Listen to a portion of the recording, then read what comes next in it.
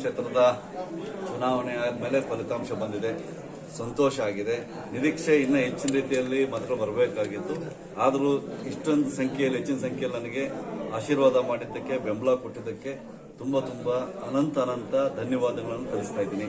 ಅದೇ ರೀತಿಯಾಗಿ ಏನು ಈ ಒಂದು ಗೆಲುವಿಗೆ ಕಾರಣೀಕರ್ತರಾಗಿರ್ತಕ್ಕಂಥ ನನ್ನ ಮೊದಲಿಗೆ ಒಂದು 6 ತಿಂಗಳ ಮುಂಚೆ ಪಕ್ಷದ ಅಭ್ಯರ್ಥಿ ಅಂತ ಘೋಷಣೆ ಮಾಡಿರ್ತಕ್ಕಂಥ ನಮ್ಮ ರಾಷ್ಟ್ರೀಯ ಅಧ್ಯಕ್ಷರಿಗೆ, ರಾಷ್ಟ್ರೀಯ ನಾಯಕರಿಗೆ, ರಾಜ್ಯದ ಅಧ್ಯಕ್ಷರು ಮತ್ತು DCM ಸನ್ಮಾನ್ಯ DK ಶಿವಕುಮಾರ್ ಅವರಿಗೆ, ಮುಖ್ಯಮಂತ್ರಿಗಳವರಿಗೆ ಮತ್ತು ಮಂತ್ರಿಗಳವರಿಗೆ ಮತ್ತು ನನ್ನ MP DK ಸುರೇಶ್ ಅವರಿಗೆ ಮತ್ತೆ ಎಲ್ಲ ನನ್ನ ಶಾಸಕರು ಎಲ್ಲರಿಗೂ ಸಹ ವಿಶೇಷವಾಗಿ ಅಭಿನಂದನೆ ಸಲ್ಲಿಸ್ತೀನಿ, ಧನ್ಯವಾದ ತಿಳಿಸ್ತೀನಿ. ಅದೇ ರೀತಿಯಾಗಿ ಈ ಚುನಾವಣೆಯಲ್ಲಿ ಅತ್ಯಂತ ಹೆಚ್ಚಿನ ರೀತಿಯಲ್ಲಿ ನಮ್ಮ ಪದವೀಧರರ ಮಿತ್ರರು ಸೇರಿದರೆ, ಅದರಲ್ಲೂ ವಿಶೇಷವಾಗಿ ಶಿಕ್ಷಕರು, ಇಡೀ ಶಿಕ್ಷಕ ಸಮೂಹ 36 MLA ಕ್ಷೇತ್ರಗಳಿರ್ತಕ್ಕಂಥ ಎಲ್ಲ ಶಿಕ್ಷಕ ಸಮೂಹ ಒಗ್ಗಟ್ಟಾಗಿ ನನ್ನ ಪರವಾಗಿ ಕೆಲಸ ಮಾಡಿ ಇವತ್ತು ಈ ಜಯ ಸಿಗಲಿಕ್ಕೆ ಕಾರಣವಾಗಿದೆ. ಎಲ್ಲ ಪದವೀಧರರಿಗೆ ಅನುಕೂಲಕ್ಕಾಗಿ ಏನೆಲ್ಲ ಏನು ಈ ಒಂದು ಬೆಂಗಳೂರು ಪದವೀಧರ ಕ್ಷೇತ್ರದಲ್ಲಿ ನಾನು ಚುನಾವಣೆಗೆ ನಿಲ್ಲುವ ಮೊದಲೇ ಒಂದು ಮ್ಯಾನಿಫೆಸ್ಟೋನ ಏನು ಬಿಡುಗಡೆ ಮಾಡ್ತೀನಿ. ಮೊದಲನೇದಾಗಿ ಈಗಾಗಲೇ ನಾನು ಸೋತರೂ ಸಹ ಏನು ಉದ್ಯೋಗಗಳನ್ನು ಕೊಡಿಸುವಂತ ನಿರುದ್ಯೋಗ ಯುವತಿಯರಿಗೆ ಏನು ಕಂಟಿನ್ಯೂ ಮಾಡ್ತಾ ಇದ್ದೀನಿ, ಅದನ್ನು ಕಂಟಿನ್ಯೂ ಮಾಡ್ಕೊಂಡು ಹೋಗ್ತಾ ಇದ್ದೀನಿ. ಸುಮಾರು 5 ವರ್ಷಗಳನ್ನು ಮಾಡ್ತಾ ಇದ್ದೀನಿ. 1000 ಜನಕ್ಕೆ ಉದ್ಯೋಗವನ್ನು ಕೊಡಿಸಿದ್ದೀನಿ. ಅದೇ ರೀತಿಯಾಗಿ ಸ್ಕಿಲ್ ಡೆವಲಪ್ಮೆಂಟ್ ಟ್ರೈನಿಂಗ್ ಕೊಡಿಸುವಂತ ಕೆಲಸವನ್ನು ನನ್ನ ಕಡೆಯಿಂದ ಮಾಡ್ತಾ ಇದ್ದೀನಿ. ಅದೇ ರೀತಿಯಾಗಿ ಈ ಒಂದು UPSC KPSC ಏನು ಎಕ್ಸಾಮ್ಸ್ ಬರ್ತಾ ಇದ್ದಾರೆ ಅಂತದಕ್ಕೆ ಟ್ರೈನಿಂಗ್ ಸೆಂಟರ್ಸ್ ಅನ್ನ ಸ್ವಲ್ಪ ತೆರೆಯುವಂತ ಒಂದು ಕೆಲಸವನ್ನು ಮಾಡ್ತಾ ಇದ್ದೀನಿ.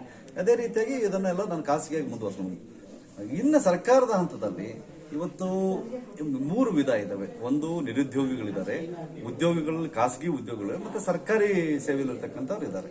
ಹಾಗಾಗಿ ಇವರಿಗೆ ಸಪರೇಟ್ ಆಗಿ ಏನು ಇವತ್ತು ನಿರುದ್ಯೋಗಿಗಳಿಗೆ ಉದ್ಯೋಗವನ್ನು ಕೊಡಿಸ್ಕೊಂಡು ಸರ್ಕಾರದ ಹಂತದಲ್ಲಿ ನಾವೇನ್ ಮಾಡಬೇಕು, ಯಾವ ರೀತಿ ಪ್ರಯತ್ನ ಮಾಡಬೇಕು ಅಂತ ಒಂದು ಹಂತದಲ್ಲಿ ಪ್ರಯತ್ನ ಮಾಡ್ತೀನಿ. ಎರಡನೇದಾಗಿ ಈ ಖಾಸಗಿಯಾಗಿ ಇವತ್ತು ಪಾಪ ಉದಾಹರಣೆಗೆ ಟೀಚರ್ಸ್ ತಗೊಂಡ್ರೆ ನೀವು ಖಾಸಗಿ ಶಾಲೆಗಳಲ್ಲಿ ಒಂದು 10-15,000 20,000 ಇದಾವೆ. ಅಂತವ್ರಿಗೆ ಏನಾದ್ರು ಒಂದು ಸೇವಾ ಭದ್ರತೆ ಕೊಡಿಸುವಂಥದ್ದು, ಅವ್ರಿಗೆ ಒಂದು ಏನನ್ನ ಜೀವ ವಿಮೆ ಮಾಡಿಸುವಂಥದ್ದು ಏನಾದ್ರೂ ಈ ರೀತಿಯಲ್ಲಿ ಆ ರೀತಿಯ ಒಂದು ಪ್ರಯತ್ನವನ್ನು ಮಾಡುತ್ತಾ ಇದೆ. ಮೂರನೇದಾಗಿ ಮತ್ತೆ ಸರ್ಕಾರಿ ನೌಕರರು ಅಂತ ಬಂದಾಗ, ಸರ್ಕಾರಿ ನೌಕರರಿಗೆ ಇವತ್ತು ಮೇನ್ ಕಾಡ್ತಾ ಇರ್ತಕ್ಕಂಥದ್ದು NPS ಅನ್ನು ರದ್ದು ಮಾಡಬೇಕು, OPS ಅನ್ನು ಜಾರಿಗೆ ಮಾಡಬೇಕು ಅಂತ ಒಂದು. ಅದಾದ್ಮೇಲೆ ಅದರಲ್ಲಿ ಈಗಾಗಲೇ ನಾವು ಒಂದು ಆಶ್ವಾಸನೆ ಕೊಟ್ಟಿದ್ವಿ, ನಮ್ಮ ಮ್ಯಾನಿಫೆಸ್ಟೋ ಸೇರಿಸಿದ್ವಿ, ಅದನ್ನು ಒಂದು ಜಾರಿಗೆ ತರಲಿಕ್ಕೆ ಒಂದು ಪ್ರಯತ್ನವನ್ನು ಮಾಡ್ತಾ ಇದ್ವಿ. ಅದೇ ರೀತಿಯಾಗಿ 7ನೇ ವೇತನ ಆಯೋಗದ್ದು ಯಾವ್ದು ವರದಿ ಈಗಾಗಲೇ ಸ್ವೀಕಾರ ಮಾಡ್ತೀವಿ, ಅದನ್ನು ಅತ್ಯಂತ ಶೀಘ್ರದಲ್ಲಿ ಅದನ್ನು ಜಾರಿಗೆ ಮಾಡುವಂತ ಮತ್ತು ಆ ವೇತನ ಆಯೋಗವನ್ನ ನಾವು ಮಾಡುವಂತ ಕೆಲಸವನ್ನು ಸಹ ಮಾಡಬೇಕು. ಈ ರೀತಿ ಹಲವಾರು ಯೋಜನೆಗಳಿದ್ದಾವೆ. ಹಂತವಾಗಿ ನಮ್ಮೆಲ್ಲ ಸ್ನೇಹಿತರು, ಪದವೀಧರರು, ಶಿಕ್ಷಕರ ಜೊತೆಗೂಡಿ ಕಾಂಗ್ರೆಸ್ ಪಕ್ಷದ ಕಾರ್ಯಕರ್ತರು ಮತ್ತು ನಮ್ಮ ಮುಖಂಡರನ್ನ ಸೇರಿಕೊಂಡು ಇನ್ನು ಮುಂದೆ ಏನೇನು ಮಾಡಬೇಕು ಅಂತ ಹೇಳಿ ಪ್ಲಾನ್ ಮಾಡ್ತೀವಿ. DK ಶಿವಕುಮಾರ್ ನೋವಲ್ಲಿದ್ದಾರೆ, ನಿಮ್ಮ ಗೆಲುವಿನಿಂದ ಸಂತಸದಿಂದ ಅದು ಕೂಡ ಹೇಳಿದ್ದಾರೆ, ಏನಿದೆ ನೋಡ್ರಿ, ಅವರು ಅದೇ ಅಲ್ಲ, ಅದಕ್ಕೆ ಒಂದು 4 ದಿನ ಹಿಂದೆ ನೀವು ಒಂದು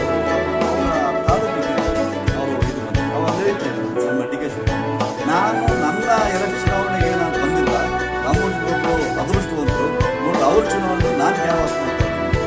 ಮತ್ತೆ ನಿನ್ನೆನೂ ಅಷ್ಟೇ ನೀವು ಹೇಳ್ತಾ ಇದ್ದಂಗೆ ಅವರೆಲ್ಲ ಒಂಥರ ಸೀರಿಯಸ್ ಮೀಟ್ ಮಾಡೋಲ್ಲ, ನಾನು ಬಂದ ತಕ್ಷಣ ನಮ್ಮ ನಾನೇ ಸಿಕ್ಕಿದ್ದು ಖುಷಿಯಾಗಿತ್ತು. ಪ್ರೀತಿಯನ್ನು ಗೆದ್ದಿದ್ದಿಲ್ಲ, ಅದು ನನ್ನ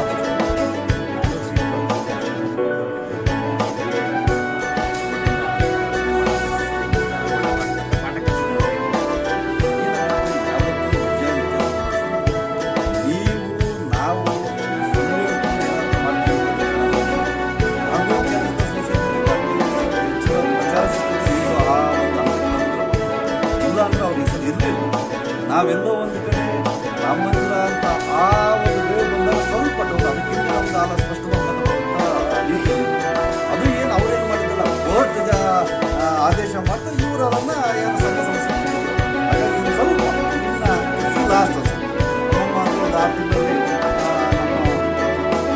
ಇವ್ರದ್ದೆಲ್ಲ ಏನಿವತ್ತು ನಮ್ಮ ನಿತೀಶ್ ಕುಮಾರ್ ಇರ್ಬೋದು, ಚಂದ್ರಬಾಬು ನಾಯ್ಡು ಇರ್ಬೋದು, ಅವ್ರದೇ ಆದಂಥ ಬೇಡಿಕೆಗಳು, ಅವ್ರದೇ ಆದ ಸಮಸ್ಯೆಗಳನ್ನ ಸೃಷ್ಟಿ ಮಾಡ್ತಾರೆ.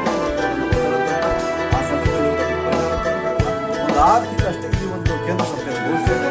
ಆಮೇಲೆ 100% ಸರ್ಕಾರ ಬಂದೇ ಬರ್ತದೆ. ಒಂದು ಆಡಳಿತ ನೀಡುತ್ತೆ.